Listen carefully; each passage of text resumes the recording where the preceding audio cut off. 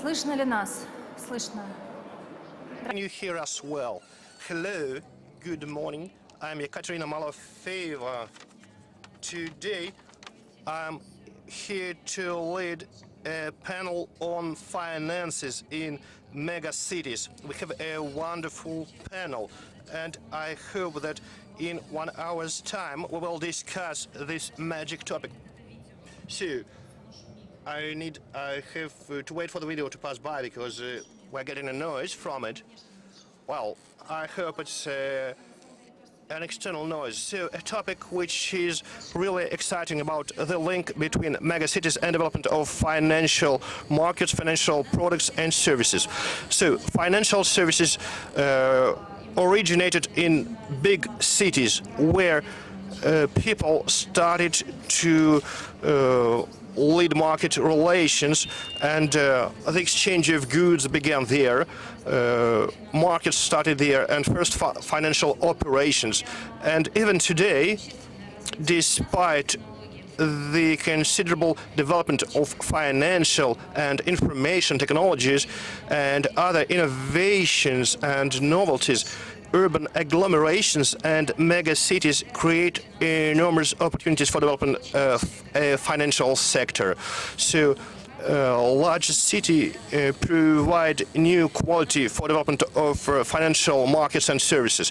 So this is topic number one I would like to cover. I would like to talk about opportunities for the joint existence of people, which create conditions for financial services and markets. And topic number two is how citizens contribute to developing cities, how cities finance their development, and how cities make themselves more attractive, also for financial businesses. And another question is on the extent to which finance can be a driver, a starting point for megacity development. So we have a wide range of questions, and it's quite exciting because finances, of course, facilitate existing of modern people and make many things much more affordable and easier, but on the other hand they create a number of risks. So I would like to begin these discussions.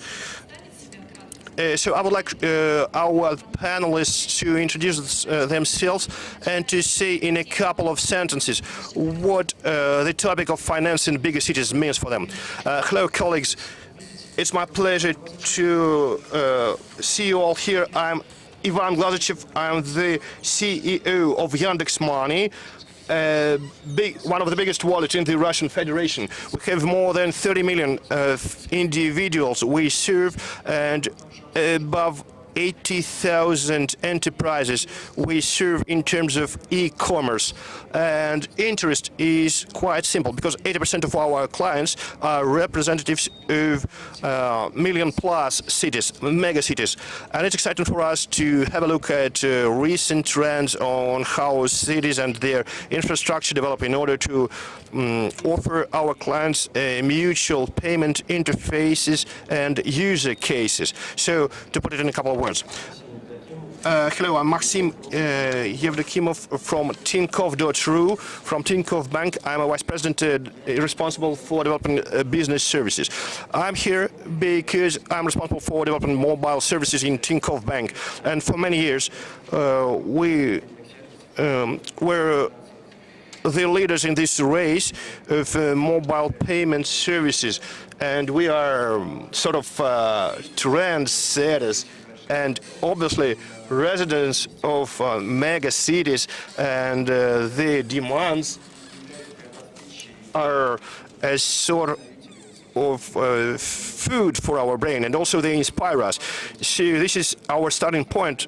That's what we're based on, and we try to carry this wonderful knowledge and services to our regions. I'm Mark Chandler, and I'm the Director of International Trade and Commerce and International Affairs for the City of San Francisco. It's an honor to be here. And a little bit later, I wanted to be discussing about how San Francisco and the Bay Area and Silicon Valley is probably the birthplace of much of the fintech revolution that's taking place, how we're always a financial center that's changing, and how that is benefiting our city and how it is going to affect cities in the future. Thank you very much. Hello, I'm Duncan Chiu from Hong Kong. I'm Managing Director of Radian Venture Capital. We invest into early-stage tech companies globally. We now have 31 portfolio companies across Europe, Israel, Greater China, and North America. So apart from being a venture capitalist, I'm also a consultant to many government policies in Hong Kong. I sit in several committees in Hong Kong. We all know that Hong Kong has been the financial center of Asia. Actually, for the last few years, with our new administration from the Hong Kong government, we're trying to shift to be a fintech hub of Asia. So we're going to discuss a bit on how Hong Kong is trying to migrate from a financial center to fintech hub later. Спасибо большое гостям за представление себя. И я бы хотела передать слово Ивану Глазычеву, Яндекс.Деньги.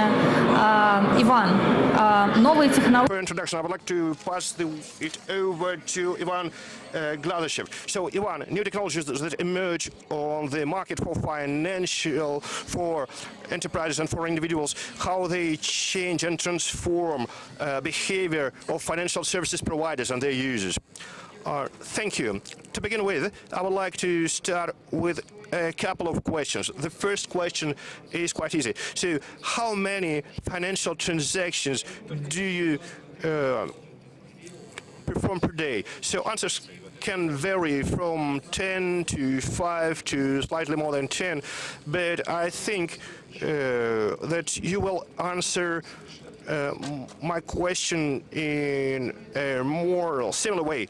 What emotions do you feel when you perform transactions? So, a few years ago, financial institutions used images of young, positive, smiling people, which smiling were making financial transactions via payment terminals. And I hope you agree with me. I never smile when I perform my financial transactions, and most of us, they don't feel any specific emotions, because this is just a routine you would like to finish as quickly as possible. And actually, we don't need most of financial transactions as individuals. For instance, I was refilling tank of my car, and I don't need any gasoline. I don't need it, but things I use require gasoline to function perfectly, and that has to do with housing and utilities and transport and services sector and phone communications. And we can continue this list, and we would gladly hand over these functions to robots or technologies. And the first steps in this terrain were already made. So most banks offer templates for payments or automatic payments, and I think that the revolution is still ahead. So this revolution is called Internet of Things, and we have a lot of forecasts saying that in 2 or 3 years, the population of Internet of Things will exceed 20 billion things, which is much more than the population of our planet. But when things will start to communicate, simple robots would not be enough. We will need algorithms for artificial intelligence. We will control which will be behind this big mass of machines, which will exchange data in order to create a comfortable sphere, a comfortable ambient to enable us to do what we want to do. I wonder if you know the case of Amazon.com. Recently, they introduced shops without cashiers, without machines, and a camera will identify each of us as a personality, and you can take any item from the shelf, and algorithms will detect that we have taken something and put it into our basket, and other algorithms will understand if we would return an item on the shelf. And when you exit the store, so a seamless algorithm will make the transaction. We will not see either a cashier or a POS terminal, but the payment will be executed. And this experience can also be used in other areas, not only in retail, but in every infrastructural component of the city: transport, hospitals, schools, and so on. And what I would also like to add, that once this mass of transactions starts to grow, so we will see it like in a geometrical progression, and we should be ready to serve this huge amount of transaction data. And here, institutions that yesterday will start to prepare their infrastructure and expand it, are most likely to benefit and integrate into the space. And as I believe, electronic wallets can play an exciting role. It's not a means of payment, but it's rather a platform that aggregates different financial tools from different banks and organizations to ensure simple and seamless scenarios when you don't need to put your card into a POS terminal, where you don't need to key in any data, where you don't need to perform some routine operations. It's a seamless payment scenarios which will become part of our everyday life. And as I said, here I represent Yandex Money, as I told, and we are highly excited to look at this industry, to see the trends, how payment scenarios in megacities are developing, and we are ready to consider our role and our involvement. So, Ivan, I would like to clarify one thing. So you mentioned scenarios of how payment behavior develops in megacities. Is it different from what's going on in smaller cities? And are megacities for you the first place where you can test innovations? Well, of course, megacities are different. They provide a wide range of opportunities for introducing seamless payments. Today, no one is puzzled or surprised by just contactless payments in taxi or in metro, and we have a growing number of cases like this, and cities provide an infrastructure for that, and each of them can become the beginning of a new payment business. And of course, cities are a good platform for introducing new innovations. Well, maybe not pilot innovations, because a city implies a huge mass of people. So the product you launch in a city should be well proven. Like 10 years ago, it was possible to run pilot projects in Moscow, but now this is no longer the case. We begin with smaller cities, and then we take it to Moscow or St. Petersburg. Thank you so much. A question to you, Maxim. I would like to ask you whether megacities are really a platform and their residents are the food. So are megacities a place where innovations are tested, or are they rather a place where you need to bring something ready and proven, and whether the development of modern technologies is an evidence that a person living everywhere in the world can use the full range of financial technologies? Well, in our case, it's a little bit easier. We are a bank, and we see ourselves as a federal nationwide bank, and we work for the benefit of the entire population of Russia, no matter if they live in cities or in smaller settlements. And our aim is to provide the entire range of services, regardless of where each of our citizens live. So we are a really online remote bank, and we have two separate business areas, the technology of how the service itself is provided. And of course, megacities dominate, just for the very simple reason that in megacities, people have an income which is slightly higher and more demands. And as for meeting these demands, people in megacities tend to spend more and make more transactions, and we can use cases which would not be interesting in smaller cities, or which would not be available because of limitations in internet coverage. But as we are an online, remote bank, we need to deliver our cards and to meet our customers in everywhere in the country.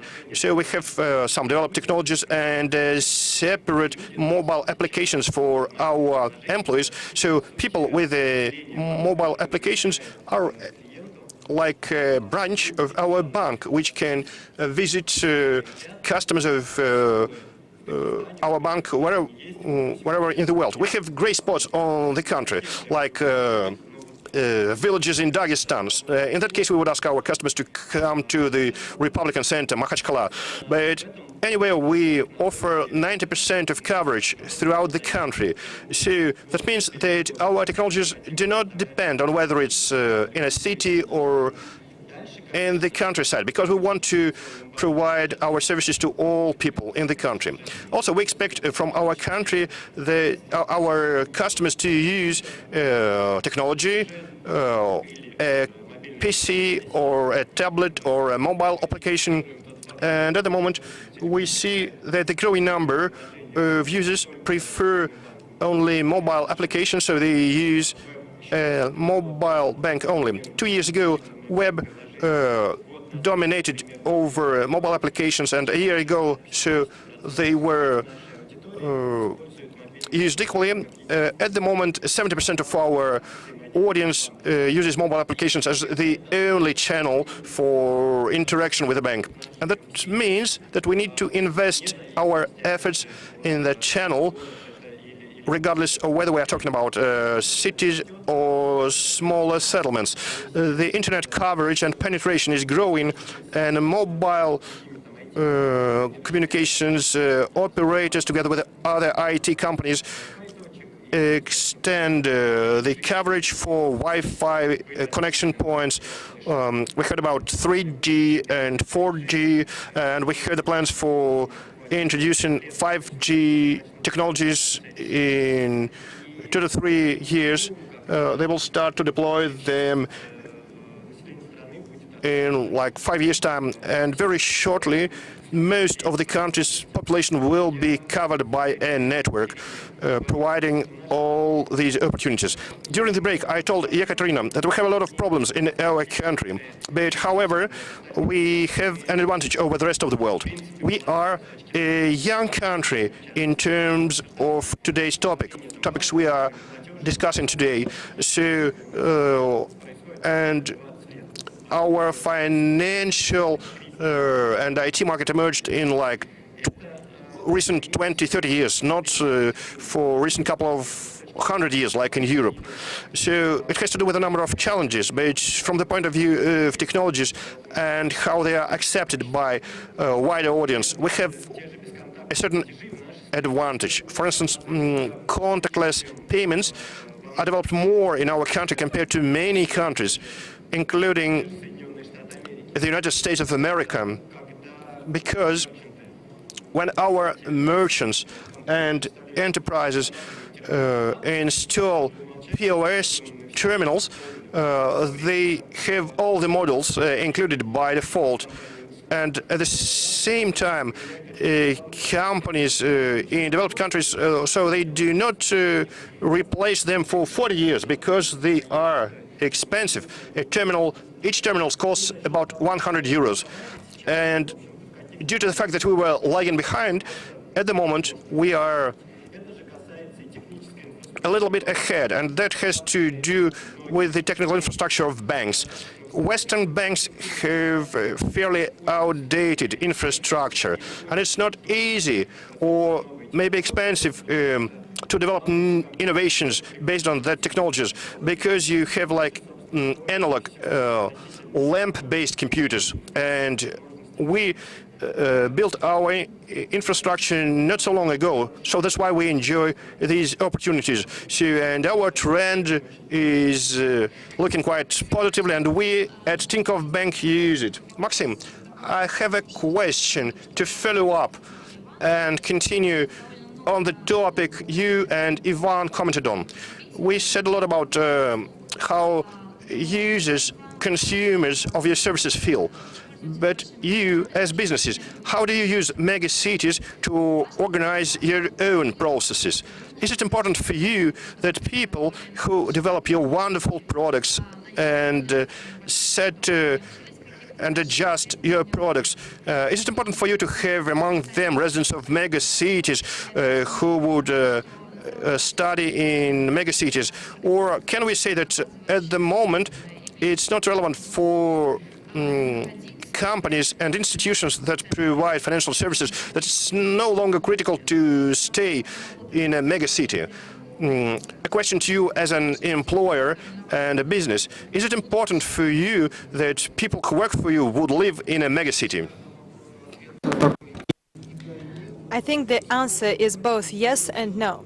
Of course, if you take a large city, it's easier to find talented people and employees, simply because there is a certain infrastructure, there are educational establishments who train such people. But at the same time, I can tell you that as far as Yandex Money is concerned, there are talented people working in this area from all the regions of Russia.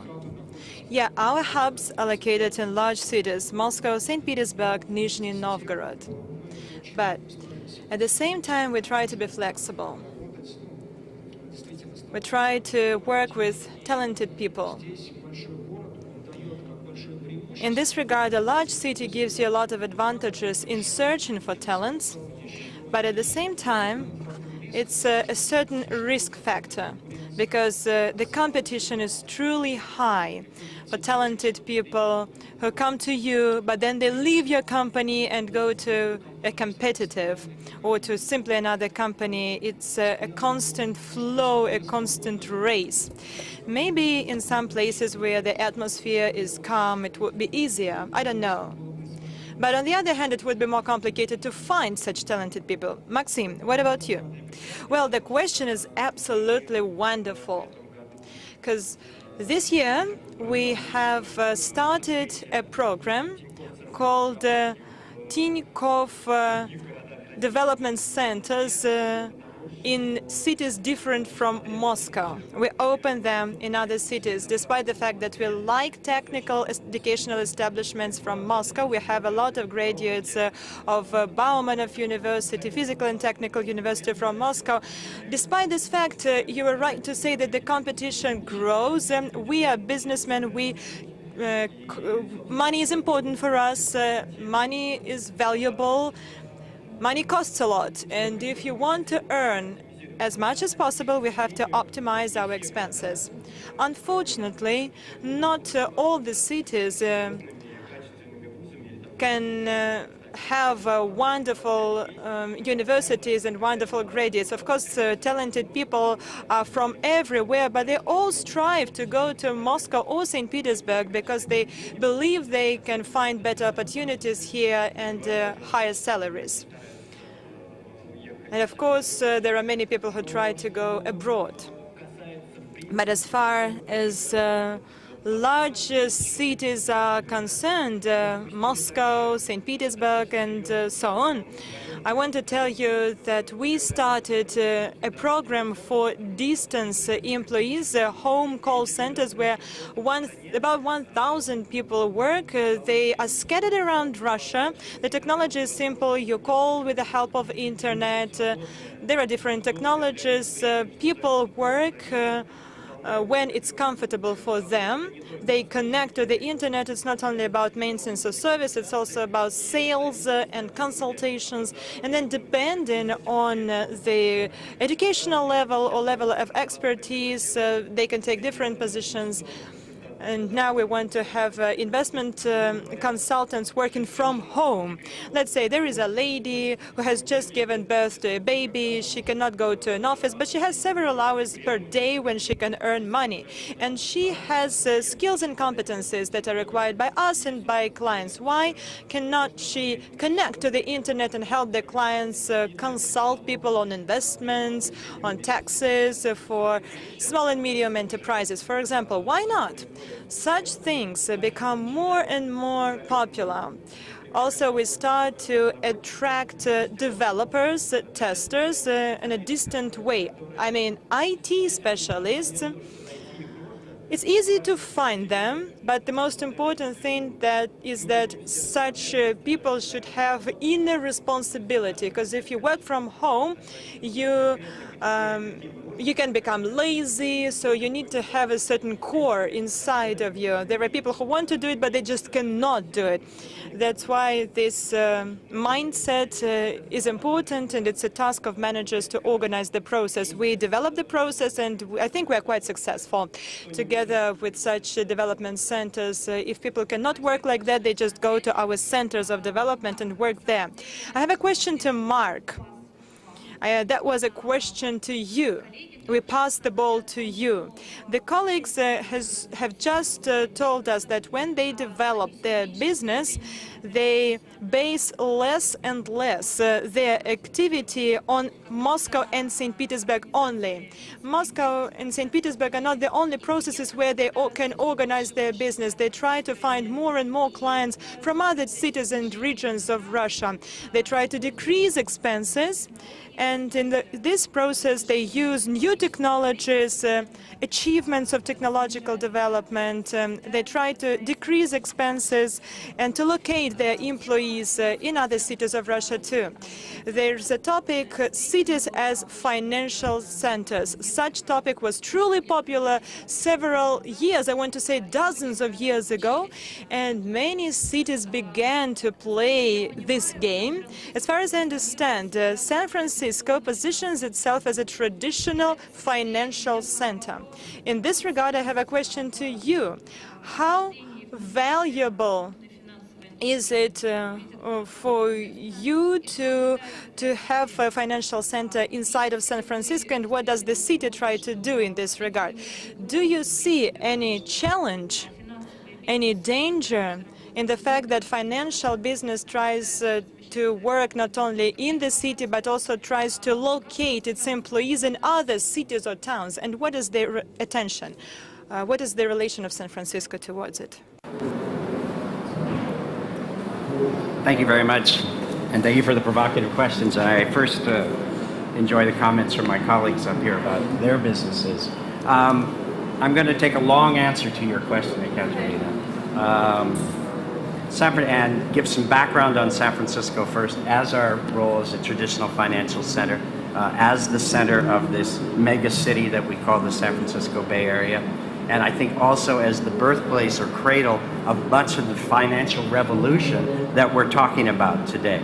So please bear with me. I have a short presentation, which I think will answer some of your questions and hopefully maybe raise some more also. So San Francisco Bay Area, we consider ourselves the financial center of the Western United States. That's a role that our city has played for over 150 years. We are, the city of San Francisco itself is actually rather small. It's only about 118 square kilometers, but we are the center of the Bay Area, which is about 7 to 7.5 million people. So one of the larger urban areas in the United States. But even within our small central area of San Francisco, you can see we are an innovation and a technologically advanced city with over 2,000 technology firms just within the city of San Francisco. From my office, I can walk to the world headquarters of Twitter. I can walk to the world headquarters of Uber. I can walk to the world headquarters of Salesforce. I can walk to the world headquarters of Airbnb, and I could go on for the rest of the afternoon. But traditionally, we have been a financial center. We are the banking center of the Western United States, and as you can see here, banks such as Wells Fargo, which is the largest in California, and occasionally the largest in the United States, Union Bank, Bank of the West, those are the three largest banks in California and in the United States, are all headquartered in San Francisco. We are the home of our national banking system for the West Coast, so we are the home of the Federal Reserve Bank and the Federal Home Loan Bank. We are the birthplace of venture capital. Venture capital was founded on California Street in San Francisco, and we are still, San Francisco and the Bay Area is the home of venture capital. It is where the largest agglomeration of venture capitalists in the world are located. It is also the location that attracts the most venture capital. On any given year, the Bay Area, which is 2 to 3% of the population of the United States, will attract 35 to 50% of the venture capital in our country. And much of the venture capital for the world is coming out of San Francisco and the Bay Area. I also like to think that we were probably the first with one of the homes of one of the first companies in the fintech revolution, PayPal, which has been around for a long time now, but I'd say that was really one of the first that took technology and our financial system and put it online and changed the financial behavior of consumers in general and opened the door to the fintech revolution. Now, San Francisco continues to be a center of this, and when you ask about the importance of cities, I think it's exactly what my colleagues just said here. Cities are where the talent are. Cities attract the young urban talent that are the change makers in our knowledge-based economy. And I would argue that our city maybe does that better than any city in the world. And as a result, we are the location where so many changes have happened. This slide is going to start to show you some of the companies that, again, I would say were early in the fintech revolution. You may not have heard of them, but they are huge. Square, which is mobile payment system and a credit payment system. Again, their headquarters is less than 100 meters from my home in City Hall, is located in San Francisco. They're doing over $14 billion a quarter in online payments through Square and have changed much of the retail operations in the United States because of their technology. Venmo, you might not have heard of Venmo, but if you have a child who's in university or is a millennial, that's the only way that they pay their bills and pay their money online now. If you go to a restaurant with 5 millennials and the bill comes, they all pull out their phones, they pull up Venmo, and they transfer all the funds through Venmo. Venmo now has 203 million users. So again, you may not have heard of these, but these are changing our financial system. The Lending Club was probably one of the first to do peer-to-peer lending, loans and lending. They are now the largest in the world in terms of peer-to-peer lending. They have over 1.5 million customers, and over $26 billion have been lent through the peer-to-peer lending platform of the Lending Club just since 2007. Again, their headquarters is within walking distance of our City Hall. Indiegogo and GoFundMe opened up the crowdfunding sector in our society and community.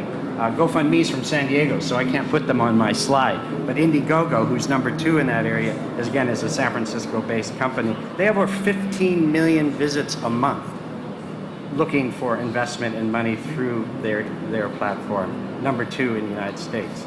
Credit Karma is personal finance, one of the early personal finance fintech sector online sites. Works a lot on student loans and other small loans, again, changing the industry. And probably one of the quick up-and-comers is Stripe. This is one of the fastest growing, actually came out of Australia and England, but is now located in San Francisco. It is payments for internet business, so it's online internet payments. So I would say our city, which is a traditional financial location, has also been the birthplace. It has been the incubator for many of these companies that have started the fintech revolution and are changing the way people are able to access money. I don't believe the importance of money has changed at all. What I think is really happening, and it's a revolution, and a lot of it coming from San Francisco and going throughout the world, is the ability to access capital, ability to do transactions, and bypass the traditional financial system. So these are some of the examples of some of our San Francisco companies who are well known and really global players. However, we've got many, many more up-and-coming ones. I've only listed about 10 here. I could have made this slide 20 or 30 of them, but you can see the SoFi is online mortgages, Plaid is technical financial information, SigFig portfolio management, Trizic is digital wealth management, SizeUp is small business finance. These are all looking at new ways of doing financial transactions, basically online, using new technology. These are the up-and-comers. There are probably another 30 that I could have listed. Now, what have we learned in San Francisco?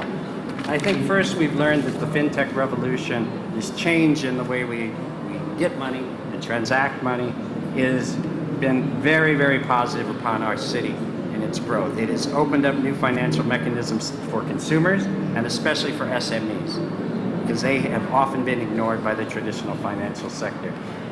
It's given us new economic opportunities, both in the terms of these companies' growth, but also in terms of, again, access to capital.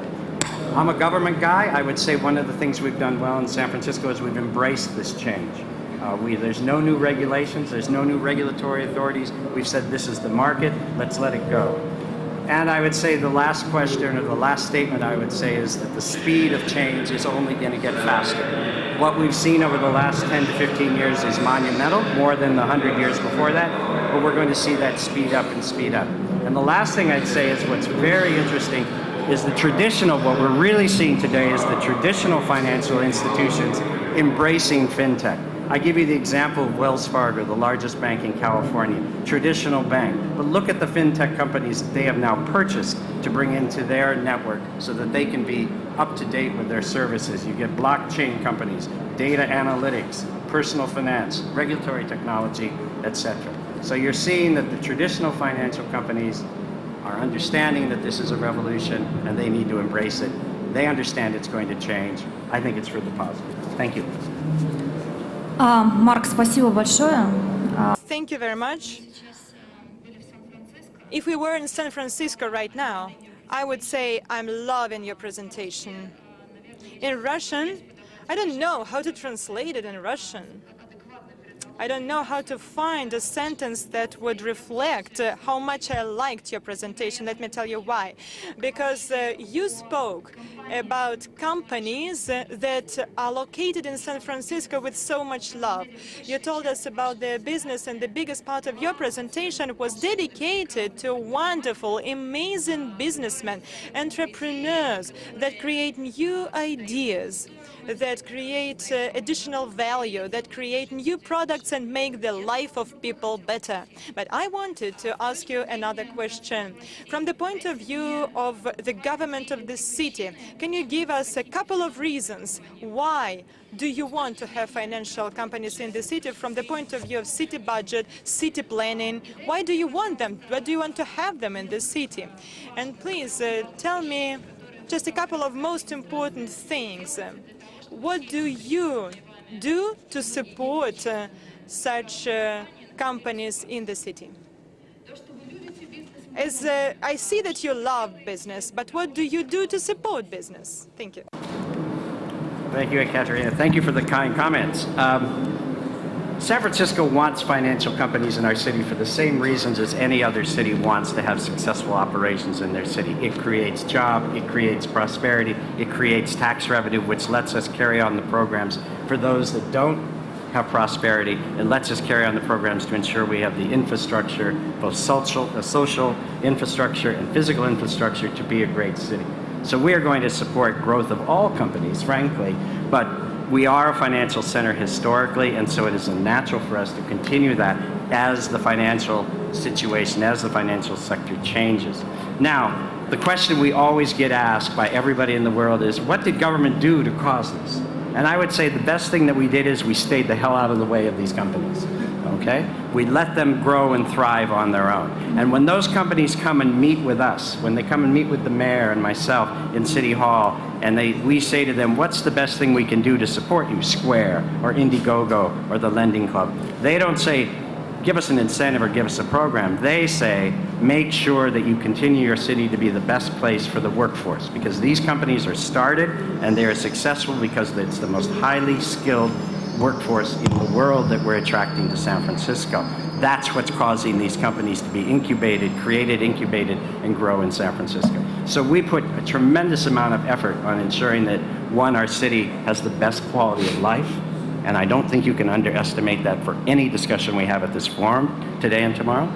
And number two, that we make sure our city is welcoming and inclusive to all, regardless of who you are, where you're from, your lifestyle, etc., because these are the brilliant people from around the world.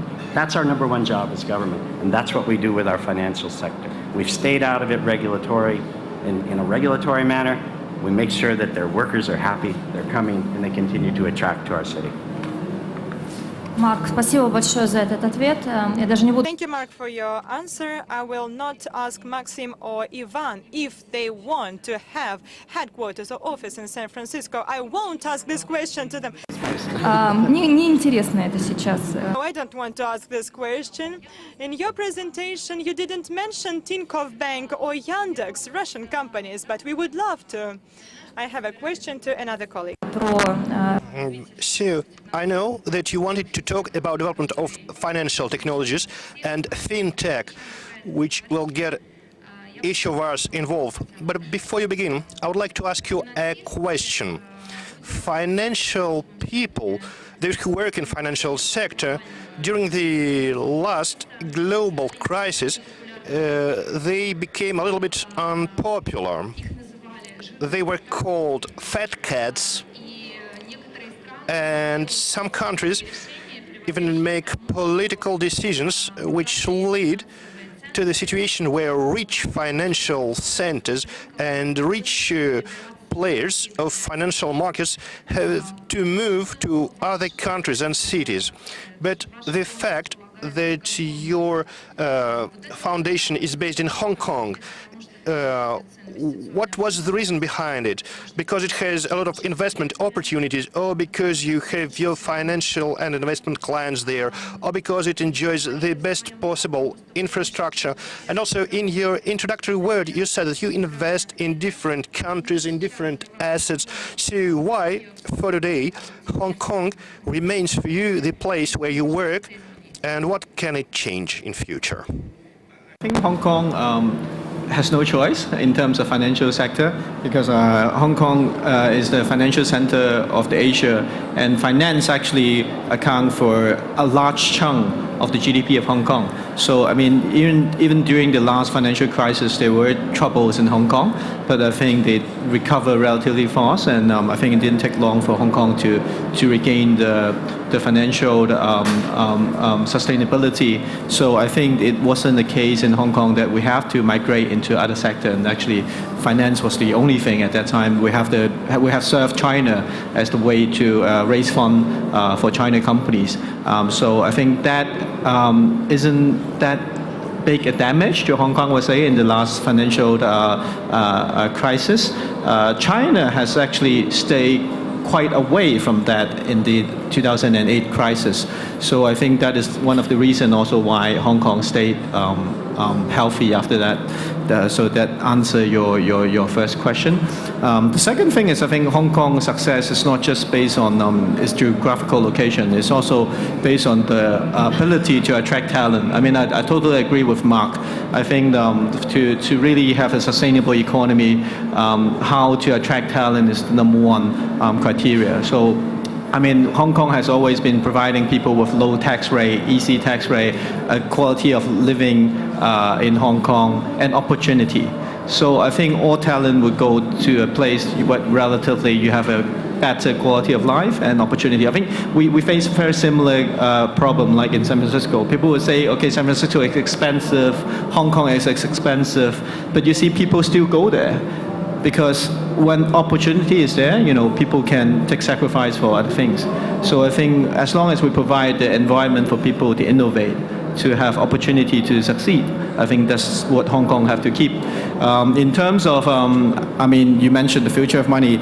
That's the topic that I prepare a little PPT that I may want to go through that with our friends here. I know you remember, you remind me of the time, so I'll be really quick. So in terms of the future of money, which is in my sense. Коллеги, а можно презентацию Данкана завести? Спасибо. Hey, could you please put Duncan's slides on the screen? Money. I think the future of money will be a century, will be a time without cash. I really think with the experience that we have in China, cash will disappear. When my kids grow up, I think they will see paper notes in museum and not, carrying with them day after day. So in terms of fintech, I want to say that, in Asia, we now have a lot of people defining fintech. We all like tech lines, right? So fintech include many things, enterprise software, cryptocurrency, crowdfunding, way of process payment. These are all fintech. So actually in Asia, we're trying to create some other new words apart from fintech. One define fintech into fintech and techfin. So fintech means, financial institution enabling using technology, innovation to increase the efficiency. So these are what we call progressive innovations. And techfin is actually like what PayPal, Stripe, Alibaba, they're all doing. They're using technology to enhance the use of finance, to change the landscape of finance. So this are actually giving pressure to a lot of the traditional financial institutions, which we call techfin, or we could call it, disruptive innovations. So by telling a fintech story in Asia, I think gradually for the last 3 years, Asia has accounted for 1/3 of the global investment into fintech, and a large chunk of it going into China. So looking into China, actually in every other area in fintech, you go to e-commerce, you go to P2P lending, you go to internet deposits, online deposits, not traditional deposits. I think China is providing the largest number in any area if you want to measure it. I mean, global e-commerce, around 50%, if you look at 2016, around 50% of global e-commerce sales happens in China. That will get over 50% in 2017. And, that's why Alibaba is worth that much money now. And the reason why China has been the leader in fintech adoption, I would say there are actually a few reasons. One is the mobile user base. We now have more than 1 billion smartphone users in China, and these are all enabled users. They can use fintech or fintech-related technology. Second is China actually has no, well-established regulations in finance because we start late. So we start from zero with a base that we don't have really a lot of restrictions in terms of legislation and regulations, and they will just let the tech company to really start test the market.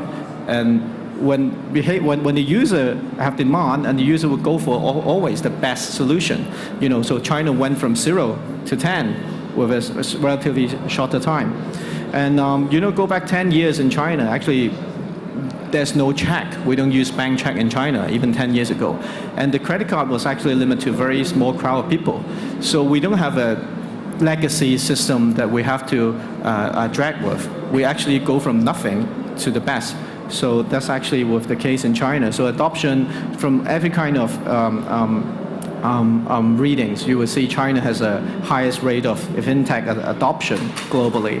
So the fintech, how they benefit the business. I mean, a few years back, if you look at the history of the Alibaba, actually China government has been quite reserved with Alibaba's growth that actually is threatening the state-owned bank.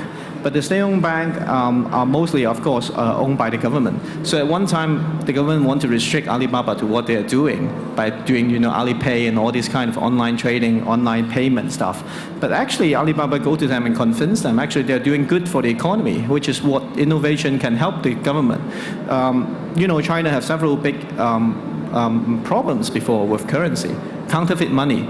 Counterfeit money is a big problem for the market. There's a lot of counterfeit fake money in circulation. And the second is money laundering. with the capital restrictions in China, in and out capital is quite difficult. So a lot of people are actually doing black market trading. They help people to repatriate money out of China, inside of China, which is a big business.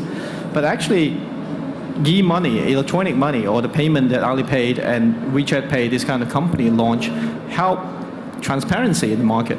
So actually, counterfeit money and the black market money laundering has disappeared relatively in the last few years. So actually, the Chinese government, apart from restricting Alibaba, they go to the local Chinese bank and tell them they have to adopt fintech instead of not using fintech.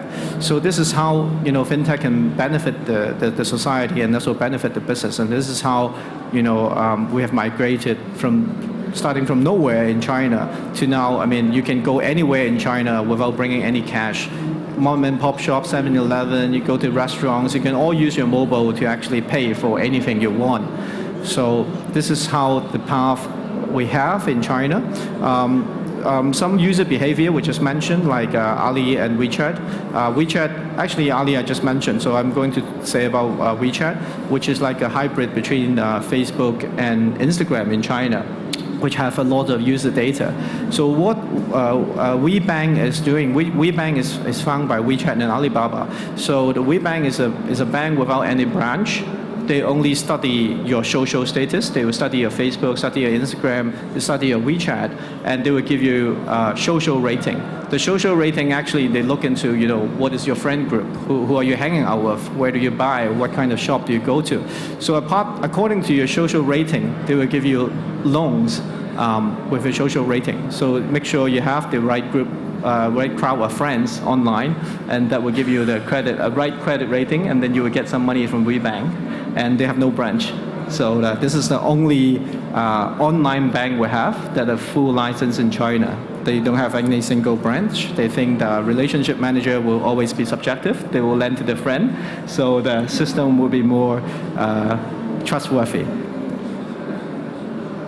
So a few words about Hong Kong. Like Mark mentioned, I think Hong Kong have a small population, we have 7 million people. For the last few years, we have a big startup ecosystem building up. The government has a lot of policy. I don't want to mention them here. It's going to be quite long. But we're starting to have a very strong startup economy in Hong Kong. We have a lot of co-working space in Hong Kong. And the one thing about Hong Kong is 60% founders are Hong Kong locals. That means Hong Kong, a lot of the startups are actually foreigners. People from every different part of the world, they come to Hong Kong and start a company. It's easy to start a company there. There's a lot of government scheme that will provide funding for founders and entrepreneurs who want to start a business in Hong Kong. So we have a high percentage of foreigners starting companies in Hong Kong. And this is distribution. And one thing that I just mentioned that Hong Kong is trying to build as a fintech center, fintech hub. The number one thing is about when you're building up an economy of innovation, you need talents. So Hong Kong has the world's best, I would say, financial talents starting in the 90s. A lot of people globally in the financial sector that will go to Hong Kong. So combining them with the tech talents in Hong Kong, I think it's just natural that we develop the fintech hub in Hong Kong. And the adoption rate is high, and definitely there's a lot of programs that we have in Hong Kong that support. We just launched a $2 billion fund, Hong Kong dollar fund, which is about $350 million US fund. It's a co-investment fund that we invest into any companies that start in Hong Kong. Cyberport, which is a government-owned entity. I'm also a board of director of that. Cyberport, we have a fintech program. We have Accenture, we have Barclays, we have Citibank, all launching the accelerator in Hong Kong. All companies from different parts of the world are welcome. And we just launched the fintech program 2 years ago in Hong Kong, and already we have more than 200 fintech companies in Cyberport. So the IPO, I don't have to mention, Hong Kong is the IPO place. So welcome to Hong Kong. Yep. Спасибо большое. Мы на самом деле уже должны в ближайшее время завершать. So I believe that shortly we will have to close our session. So I would like to ask the audience if they have any questions to our panelists. And while you're thinking about your questions and raising your hands, I have my final question to the panelists. So what do you think? Financial industry and its current condition, apart from creating jobs, employment, and creating and generating tax payments, what else can it offer to modern cities? Ivan, so maybe that's the easiest question for you, because in Yandex there are a lot of services that allow city residents to use services and which produces information for the city on which its management's decisions are based. So, absolutely true. To provide financial services so they can produce an ecosystem which may be very comfortable for common people to exist, where they can comfortably establish and run businesses that could help them to make the first steps, attract clients and boost their sales, and around them many clusters can be shaped, clusters or communities, hobby clubs for residents of the same block or neighborhood, and the number of scenarios is countless. There are certainly some first steps. If we would talk about Yandex Money and Big Yandex, the big ecosystem is being created on the base of the GPS navigator, and it has not just functions that would help us to go from one point to the other, but some also services which make our life easier, and also services targeted at different spheres of our life. But it's a uniform space that will help us to focus on what is really essential for us. Maxim, yeah, I would like to extend and comment on what Ivan just said. I believe that at a certain point of time, financial services will disappear. Like when you buy an apartment now, you are not asking a developer or a real estate company if there is a toilet and bathroom there. So, for sure, you are not having a toilet in your backyard. So, financial services will also become commodity. So, and services will be resolved by default, whether we are talking about banks or payment services or electronic wallets or some public sector systems, no matter. And in our countries, many banks have already understood it, and they realized that the banking sector, the way it used to exist for many years, that it can no longer exist, and all banks, all reasonable banks, are moving towards creating their ecosystems, and they base their ecosystems on their own principles, and they try to cater for everyday life needs of citizens, like paying utility and housing bills and taxes, and some try to meet their demands and needs in lifestyle and health, and sometimes transactions may look funny. When we pay a fine or a tax, that's not a smile. But when you buy a ticket to a cinema or a theater, so you can do it with a smile on your face, yeah, because you anticipate the pleasure. And transactions differ. So transactions will be our future. We can call them fintech, because anyway we will use the most state-of-the-art financial technologies. But we will no longer think about it. Think about, I need to pay. It will be done automatically or online. We would not have to put a contact. So the payment will be something on your subconscious. I'm going to go back to what I said just a few minutes ago, which is I don't think the value of money is changed. I don't think it's going to change. The importance of money is not going to change. What's changed is access to money for our citizens, and especially for small and medium-sized businesses. And to me, that's what's happening in the financial revolution, as technology has come in and that is only to the benefit of cities and to the people in general. It's the banking system is very treacherous for most of us, and now we're being able to go around it. We're getting much quicker access. We're getting many more products and services at our fingertips, and I think we're going to see this revolution just speed up and encompass our lives. And I agree totally that probably the traditional banks and cash will disappear soon.